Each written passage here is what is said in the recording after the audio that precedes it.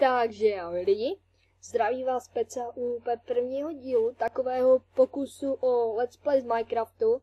Tohle bude takový video na test kvality, protože dřív než bych natáčel nějaký už ve větším stylu, tak jsem se rozhodl, že zkusím kvalitu a kvůli tomu jsem si stáhl texture pack, abych prostě zkusila něco jiného než default.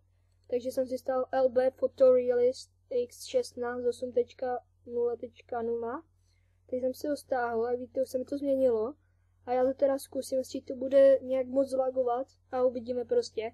Když tak potom vám tam dám ještě, tam dám klidně default, tu prostě normální. Takže tady asi mám nějaký rozehraný svět prostě. Hraju jenom tak zkouším hrát a taky věci začátečnický.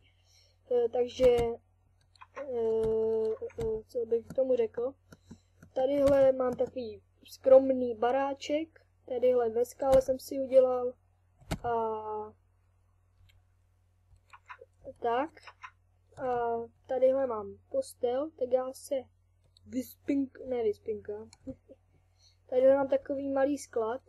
Tadyhle jsou sugarcany, tadyhle jsou pumpkiny, tadyhle jsou 3 diamanty, 5 emeraldů, stack a skoro půl železa a 25 goldia. Tak a já tadyhle mám 11 iron, tak já počkám, až se mi to trošku lak. Se mi to dovypálí, tadyhle mám jabko, chleba, beef. To asi víte, co znamená. A tady mám všechny dřevěné výrobky. A tady mám nějaký prostě věci. Tady 2 sedla. Tak, stringy. Tak, tady mám vypálený stony. Tadyhle mám papíry. A tadyhle nic. Počkej, ještě tadyhle. Počkej, kde to mám? Co? Jo, ještě tady mám redstony. Redstony a uhlí. A teďka se vydáme. No, pro mě to trošku laguje, takže tadyhle jsou dýně. Tadyhle je obilí. A tadyhle mám melouny, které budu později rozšiřovat, protože jsem ještě neměl semínka. A já myslím, že už jich mám celkem dost, takže já teď někdy udělám pěkně semínka. A takhle. A já si teď půjdu si nějaký uhlí, takže kolik? 19 melounů, teda semínek melounů. Doufám, že toto je, je to krumpáč. Promiňte zálegy, protože teďka zrovna stahu, takže v dalších videích by to mělo být rozhodně lepší. Počkej, tamhle myslím je nějaký uhlí. Ale nejsem si jistý, jestli to vůbec uhlí je. Tak.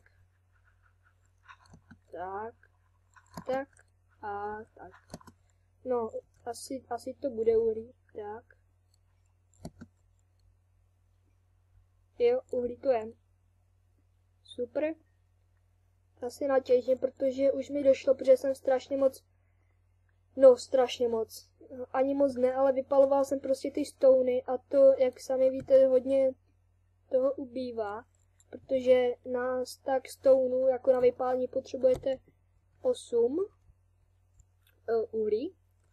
Tadyhle jsem si udělal prostě cestu nahoru, aby nemusel však kopat a takhle to. Takže dáme tady. Tak. A teďka si půjdeme pozbírat cukrovou třtinu. Trošku lak. No, to asi ještě nemá cenu. Tady mám ohrádku.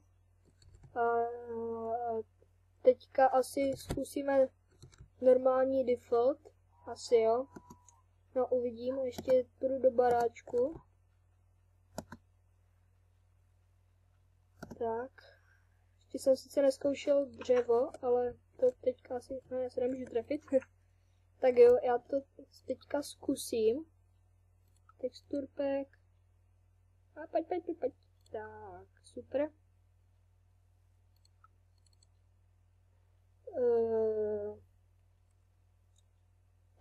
je to tady, vidíte, už úplně normální.